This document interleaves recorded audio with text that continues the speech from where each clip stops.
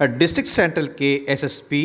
معروف عثمان نے مرد حضرات پولیس والوں کو تھانے سے نکال دیا اور خواتین پولیس افسر کو دفتر کے معاملات چلانے کے لیے پولیس اسٹیشن میں تعینات کر دیا۔ کسی بھی معاشرے میں خواتین کا کردار بہت اہمیت کا حامل ہوتا ہے،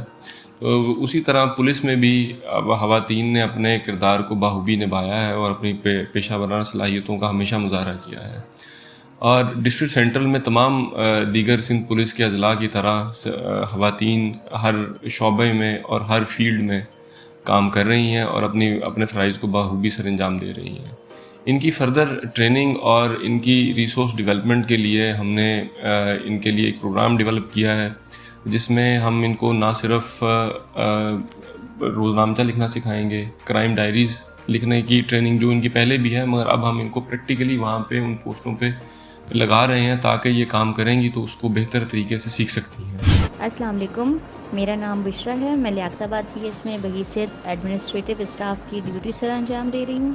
جس میں کرائم ریکارڈ و دیگر ریکارڈ کو مینٹین کرتی ہوں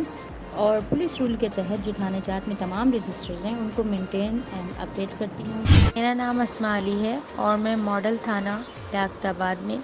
بحیثیت کمپیوٹر آپریٹر ایڈمنسٹریٹو ورک کرتی ہوں۔ السلام علیکم، میرا نام سائمہ اختر ہے، میں پی ایس لیاقت آباد میں ایز اے آپریشنل آفیسر کے ساتھ ساتھ روزنامچہ مقرر کے فرائض و پبلک ڈیلنگ کے فرائض بھی سر انجام دے رہی ہوں۔ السلام علیکم، میرا نام انم حسین ہے اور میں تھانہ لیاقت آباد میں ٹریفکنگ ان پرسن ڈیسک میں ڈیوٹی سر انجام دے رہی ہوں۔ S S P district central کا خواتین پولیس آفیسر کو با اختیار بنانے کے لیے ایک احسن قدم ہے،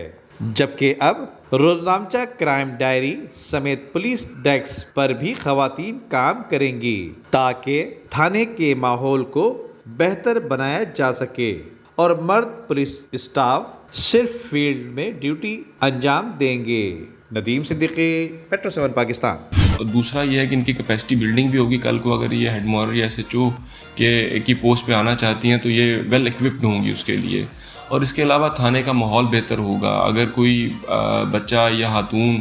تھانے آتے ہیں تو ان کے رسپانس کے لیے جب اتنی خواتین ہوں گی اور باسلیقہ خواتین ہوں گی تو ان کو بہتر ایک ماحول مل سکے گا۔ عمدہ میں پکائیں اور جی بھر کے کھائیں۔